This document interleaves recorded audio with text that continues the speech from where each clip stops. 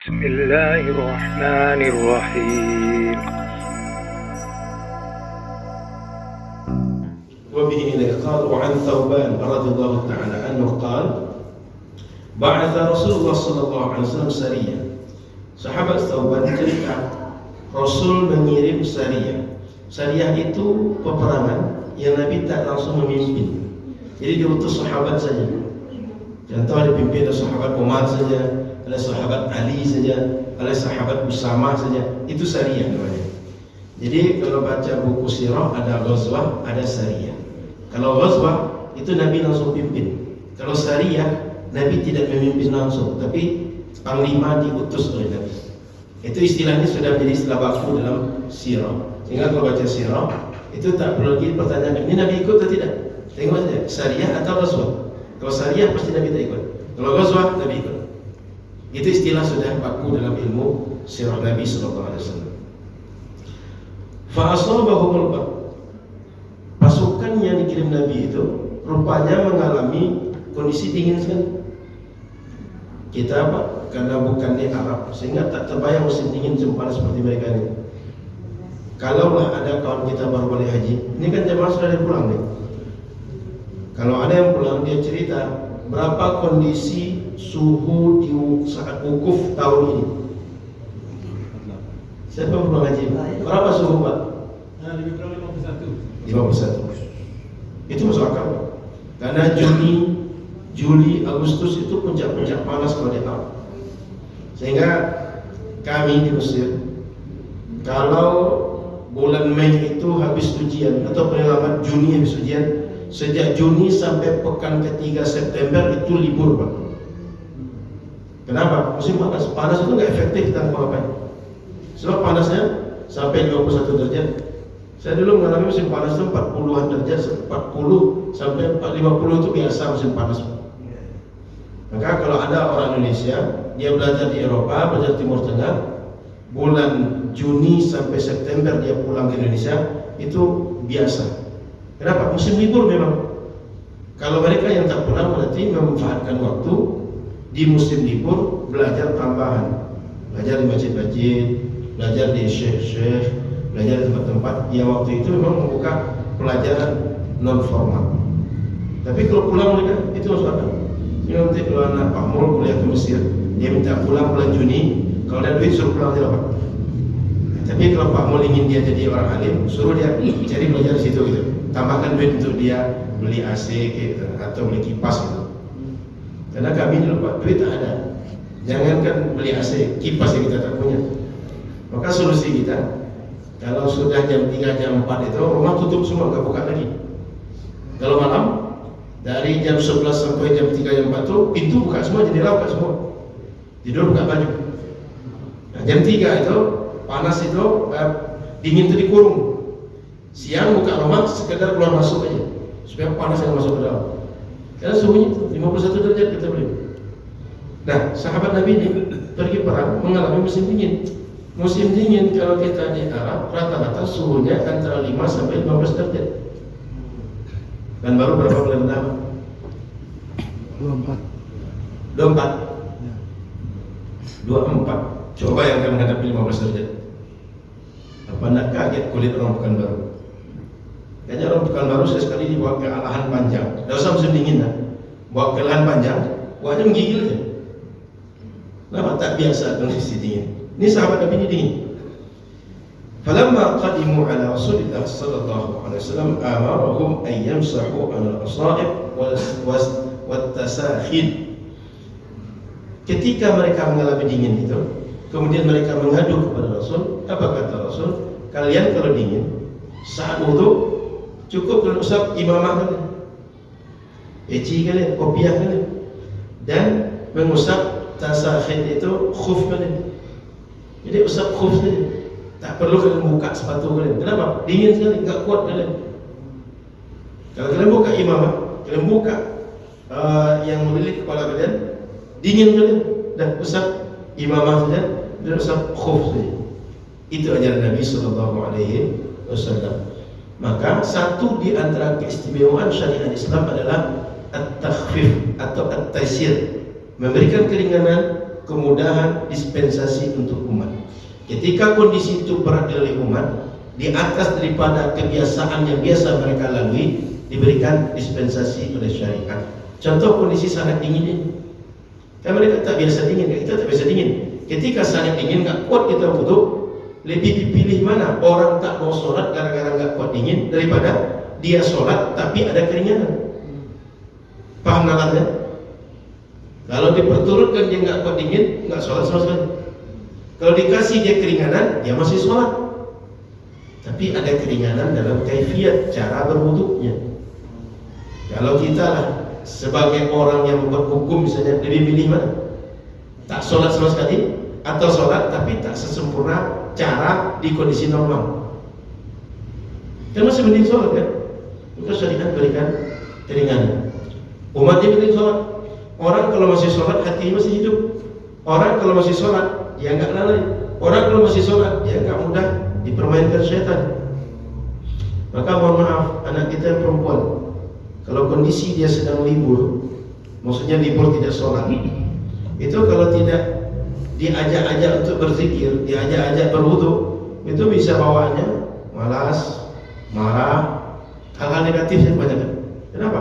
Karena kondisi itu dia tak bisa sholat, dan syaitan memanfaatkan kondisi itu. Digiringlah kepada apa yang membuat mereka itu jauh daripada ingat kepada Allah. Itu makanya agamanya selagi orang bisa sholat, selagi bisa zikir, itu disuruh sholat, suruh zikir. Kenapa? Pengaruh pada kejiwaan mereka. Ya kalau tahu sekarang masih waras dah orang itu. Karena kalau nanti dikasih sholat nanti kewarasannya bermasalah nanti. Kira-kira begitu. Maka Bapak rahmat Allah SWT, kondisi sangat dingin itu Nabi berikan keringanan. Nah, apa yang bisa kita pahami dari hadis ini? Poin pertama, hadis ini ketika Nabi suruh usap di atas imamah menunjukkan boleh kalau berwudu itu mengusap di atas imamah saja. Ketika ada kondisi wudu, apa wudhunya? Sangat dingin. Maka sangat dingin saja wudu, yang itu kan kondisinya mungkin orang kuat mungkin tidak. Tapi kalau sakit itu udah pasti orang nggak kuat. Maka sakit lebih bisa mendapat keringanan daripada kondisi dingin. Dingin ini bisa dihilangkan, makanya dipanaskan misalnya. Tapi kalau sakit badan itu nggak bisa. Dah sembuh baru dia hilang. Maka boleh mengusap di atas imamah ketika ada uzur. Di antara uzur itu kondisi sangat dingin. Tapi kalau kita tak dingin-dingin betul lah Pak, hanya sekadar bersabar sedikit, jangan pula lah ke situ larinya. Karena dinginnya orang Arab ini bukan dingin seperti kita ke Alan Panjang, bukan dingin macam kita sesekali ke Bukit Tinggi, tapi memang dinginnya suhu 5 derajat, bahkan di bawah 0 derajat, min derajat. Saya pernah ke Korea itu min 9 suhu waktu itu, bulan Februari tahun 2019, min 9 Pak. Kabarnya di sana kalau paling rendah itu suhu sampai min 33. Maka sungai Mbak, itu bisa beku Mbak. Bukan 33 Mbak, min 33. Beku ya sungai itu. Dan sebagian telaga saya tengok di situ yang airnya tidak terlalu banyak, itu sudah beku. Jadi kalau ada kayak kita di Pekanbaru yang biasa banjir apa tuh lah, sudah hujan itu kan airnya nggak terlalu banyak. Itu kalau di Korea itu sudah beku itu. Ketika saya datang di bulan Februari 2019. Maka Bapak Ibu rahmat Allah SWT, dingin ini memang sangat dingin, maka perlu untuk dispensasi. Jadi mohon maaf, jangan nanti mentah-mentah sesekali pergi ke Bogor, pergi ke Aran Panjang, Bukit Tinggi, mana lagi dingin di Indonesia nih Pak? Nah itu kan masih Jawa Barat itu kan Pak ya. Nah, nanti jangan menganggap gara-gara itu, dah usap di atas imamah, usap khufnya lah gitu. Sementara kondisinya tidak seperti itu. Baik. Kemudian poin kedua, hadis ini menunjukkan bahwa boleh kita mengusap di atas khuf. Maka ini juga menunjukkan bahwa boleh kita mengusap kalau kita luka Pak, pakai gips atau pakai perban. Apa lagi Pak namanya? Perban, gips, apa lagi yang biasa menutup luka? Plaster. plester, gips. Ini plus itu kan mereknya Pak ya. Sama dengan Pepsodent itu kan merek. Dia kan odol sebenarnya. Sama dengan kalau pembalut orang sebut kan merek tertentu gitu. Kemudian kalau popok anak mereknya Pempes itu kan merek. Nah, jadi plester, kemudian gips, kemudian perban itu kalau orang lukanya kalau seandainya kena air bisa lama sembuh atau dia tambah parah kalau kena air sehingga ditutup. Nah, orang yang berwudu boleh dia usap itu. Usap bagian luar dari plester, bagian luar dari perban, bagian luar daripada gips tadi itu. Nggak perlu dibuka lalu seperti wudu normal. Itu poin kedua dari hadis ini. Kemudian Bapak Ibu yang dirahmati Allah Subhanahu wa taala, ini kalau kita lanjutkan penjelasan lebih rinci, apabila kondisinya memang tak boleh kena air. Yang kena air bisa menyebabkan makin parah atau makin lama sembuh atau memperlambat sembuh. Itu boleh untuk kita mengusap di atas pelapisnya tadi. Kemudian Bapak Ibu rahmati Allah Subhanahu wa taala, ini kata sebagian ulama, seandainya diusap pun dia mudarat, maka tak diusap sama sekali boleh. Tayamum aja tadi. Kenapa Pak? Tayamum aja. Nanti ke sana Pak.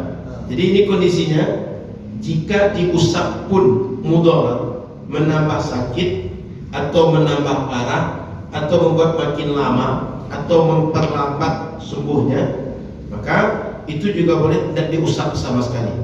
Tadi kan boleh diusap, sekarang tidak diusap sama sekali. Kenapa? Karena diusap pun menjadi sebab mudarat.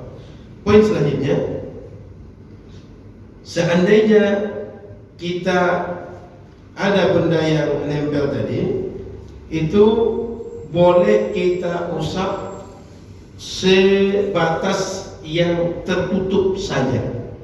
Adapun selain yang tertutup mesti dibasuh dengan air. Jangan sampai nanti yang mesti diusap sedikit, tapi semuanya kita usap, tidak boleh. Bagian yang luka saja, bagian yang tidak boleh kena air saja, itu yang diusap. Sisanya mesti dibasuh dengan air.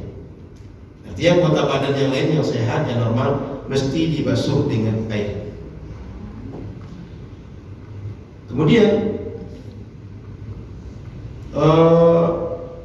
tidak disyaratkan oleh mayoritas ulama berwudu atau mandi sebelum memakai perban, gips, plester tadi.